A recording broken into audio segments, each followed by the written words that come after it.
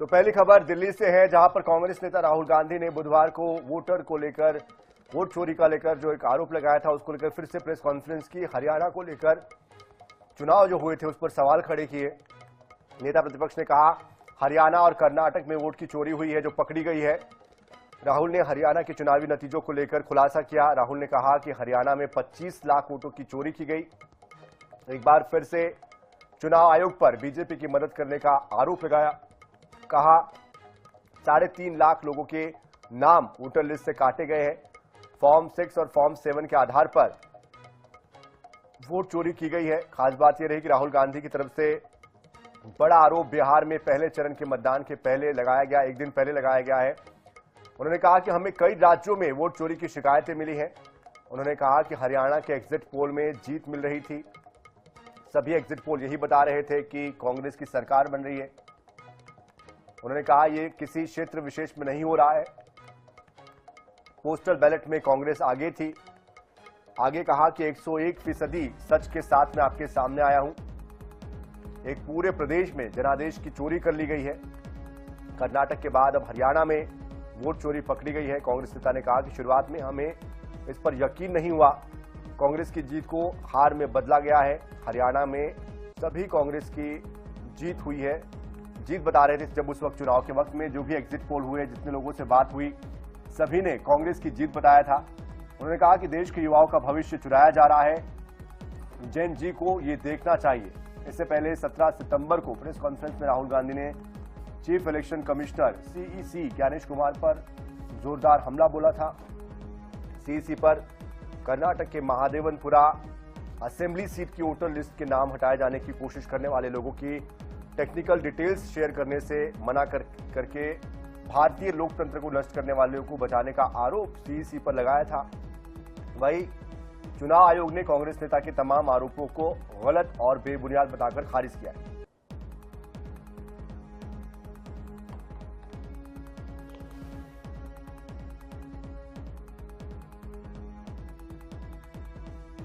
हमारे साथ भारतीय जनता पार्टी की प्रवक्ता ममता त्यागी जुड़ चुकी है। ममता जी, एक बार फिर से आज राहुल गांधी ने निशाना साधा इलेक्शन कमीशन पर, उनके आरोपों पर क्या कहेंगे आप? आपके सभी दर्शकों को नमस्कार, वंदे मातरम, जय हिंद।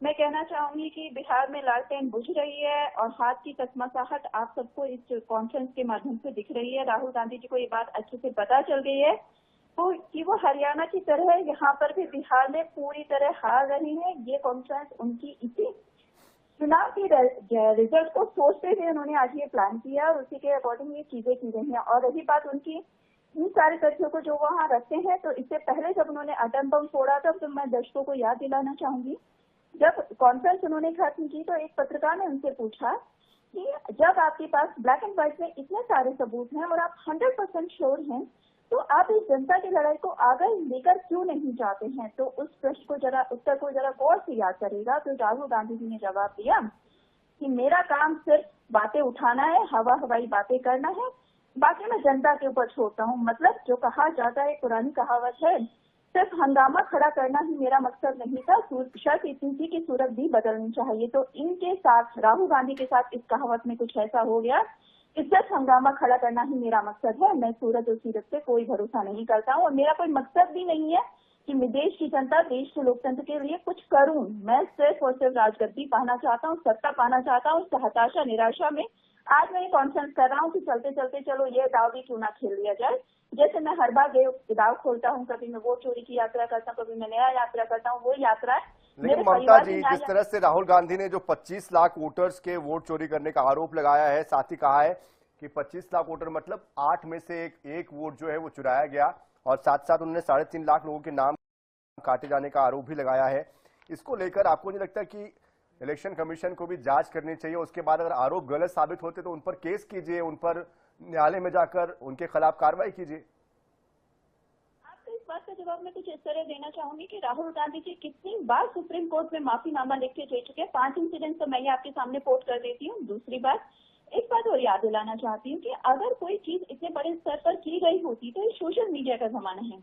ये वो जमाना है जिसमें हर चीज हर टाइम ट्विट पर अवेलेबल होती है, इंस्टा पर अवेलेबल होती है, हर एक व्यक्ति सोशल मीडिया कहीं ना कहीं यूज करता है। तो इतनी बड़ी धांधली ऐसा हो नहीं सकता था कि जनता के माध्यम से जनता की आवाज बनकर उभर कर चलिए, नहीं आती। हमारे साथ लेकिन डॉक्टर सुधा मिश्रा भी जुड़ चुकी है, कांग्रेस की प्रवक्ता।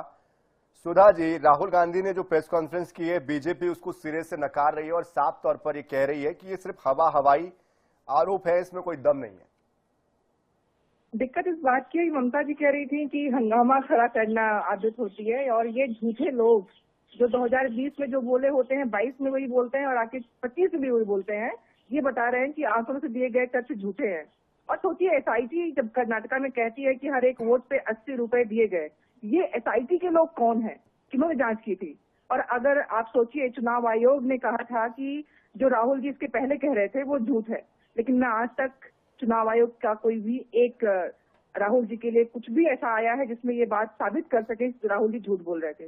राहुल जी अगर जो भी बता रहे हैं, जो तथ्य प्रस्तुत कर रहे हैं, अगर इन लोगों में दम है, चाहे वो कोई भी हो, वो लाके दिखा दे कि ये बातें झूठी हैं। एसआईटी तक में ये साबित हो चुका है कि 80 रुपए पर वोट दिए गए। और ये बात कर रहे राहुल जी की, मान लीजिए हमने आरोप लगाया, इन्हें लगता है कि ये झूठा है, तो साबित कर दीजिए कि आरोप झूठे हैं। हम तो कह रहे हैं, डंडी की चोट पे कह रहे हैं। सुधा जी, बीच में रोकूंगा माफी के साथ आपको मैं। हाइड्रोजन बम की बात हुई थी, ये किसी वोटर का एक फोटो लेकर आ गया जो ब्राजीलियन मॉडल बताई जा रही है और कहा जा रहा है कि 22 जगहों पर इन्होंने फेक वोटिंग इनके नाम पर हुई है।